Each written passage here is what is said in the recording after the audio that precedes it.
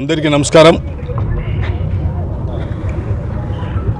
తిరుమల క్షేత్రంలో నెలవైన వైకుంఠ దేవుడైనటువంటి కలియుగ దేవుడైనటువంటి వెంకటేశ్వర స్వామి వారి ఉన్నటువంటి తిరుమల తిరుపతి దేవస్థానం చైర్మన్గా ఈ కూటమి ప్రభుత్వం చంద్రబాబు నాయుడు గారు ముఖ్యమంత్రిగా బిఆర్ నాయుడు గారు అనేటువంటి వ్యక్తిని నియమించడం జరిగింది. ఈ మధ్యకాలంలో మనం చూస్తూ ఉన్నాం, పవిత్రమైనటువంటి ఆ తిరుమల తిరుపతి దేవస్థానాన్ని కోట్లాది హిందూ భక్తుల యొక్క భావాల్ని అర్థం చేసుకోకుండా చంద్రబాబు నాయుడు గారు బిఆర్ నాయుడు గారు ప్రవర్తిస్తున్నటువంటి విధానం యావత్ సమాజం చూస్తూ ఉన్నింది. ఈరోజు చంద్రబాబు నాయుడు గారిని డిమాండ్ చేస్తూ ఉన్నాం వైఎస్ఆర్ కాంగ్రెస్ పార్టీ తరఫున, మీరు ఏదైనా ఎవరికైనా మహిళలకు ఏదన్నా కొంత ఇబ్బంది జరిగినా అదే ఆఖరి రోజు అవుతుంది వాళ్ళకని చెప్పేసి మాట్లాడేటువంటి మీరు అంత పవిత్రమైనటువంటి తిరుమల తిరుపతి దేవస్థానం చైర్మన్గా నియమించబడినటువంటి బిఆర్ నాయుడు గారి యొక్క అకృత్యాలను మీరు చూడడం లేదా? మహిళల పట్ల ఆ బిఆర్ నాయుడు గారు ప్రవర్తించినటువంటి తీరు మీరు చూడలేదా? మీరు చూసి కూడా నిమ్మకు నీరెత్తినట్టుగా మెదలకుండా ఉన్నారు అంటే మిమ్మల్ని ఏమనుకోవాలి? అదే ఆఖరి రోజు అవుతుందని చెప్పేసి మీరు మాట్లాడతారు. మళ్ళీ బిఆర్ నాయుడు గారు లాంటి వ్యక్తిని అంత పవిత్రమైనటువంటి తిరుమల తిరుపతి దేవస్థానం చైర్మన్గా నియమిస్తారు.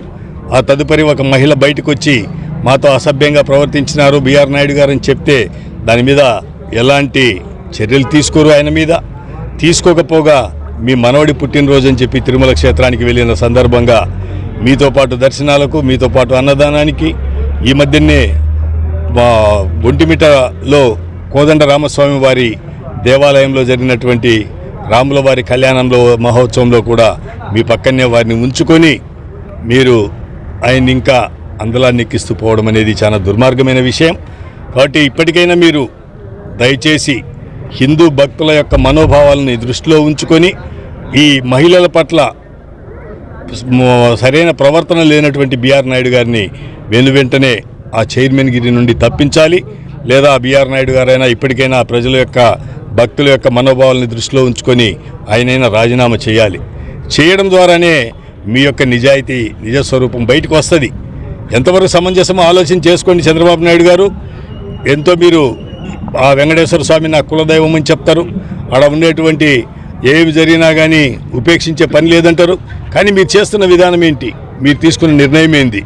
బిఆర్ నాయుడు గారి గురించి పుంకాలుగా ఈ రీతిగా ఇబ్బందులు ఉన్నటువంటి పరిస్థితులు బయటకు వస్తూ ఉంటే మీరు ఆ పవిత్ర దేవాలయం గురించి, హిందూ మనోభావాల గురించి పట్టించుకోకపోవడం అనేది చాలా దుర్మార్గమైనటువంటి విషయంగా వైఎస్ఆర్ కాంగ్రెస్ పార్టీ తరఫున మేము ఖండిస్తూ ఉన్నాం. అలాగే ఒక హిందూగా కూడా ఖండిస్తూ ఉన్నాం. అంతేకాదు, మీరు ఆ తిరుమల తిరుపతి దేవస్థానం చెప్పుకోవడానికేమో మా ఇలవేల్పు, మా కులదైవం అని చెప్తారు, కానీ మా ఇంటి ఇలవేల్పు అని చెప్పుకుంటారు. కానీ అదే తిరుమల తిరుపతి దేవస్థానానికి చెందినటువంటి ప్రసాదం విషయంలో కూడా ఆ కల్తీ జరిగింది, ఈ కల్తీ జరిగింది అని చెప్పేసేసి ఆ పవిత్రతను దెబ్బతీసే విధంగానే మీరు పాల్పడ్డారు. కానీ ఎటువంటిది కూడా మీరు రాజకీయ లబ్ధి కోసమే ఆ పవిత్రతను కాపాడకపోగా ఆ దేవాలయం యొక్క ప్రాచుర్యాన్ని తగ్గిస్తూ ఉన్నారనేది కూడా ఒకసారి ఆలోచన చేసుకోవాలి. మీరు హిందువు, నేను హిందువుగా ఎంతో అందరికీ అండగా ఉంటానని చెప్పేసి ఎన్నెన్నో చెప్తా ఉంటారు. హిందుత్వం అవునా కాదనేది కాదు ఇక్కడ కావాల్సింది. మీరు మీ అధికారంలో ఉన్నప్పుడు ఎన్ని గుళ్లను తొలగించినారు? ఆడున్నటువంటి తిరుమల తిరుపతి దేవస్థానంలో జరిగినటువంటి ఏ పొరపాటు జరిగిందో జరగలేదో చూడకుండానే మీ ఇష్టం వచ్చినట్టుగా ఆ కొవ్వు గెలిచింది, ఈ కొవ్వు గెలిచింది, లేకపోతే ఆ యాసిడ్ గెలిచింది, ఈ యాసిడ్ గెలిచిందని చెప్పి ఆ భక్తుల యొక్క మనోభావాలను దెబ్బతీసినారు.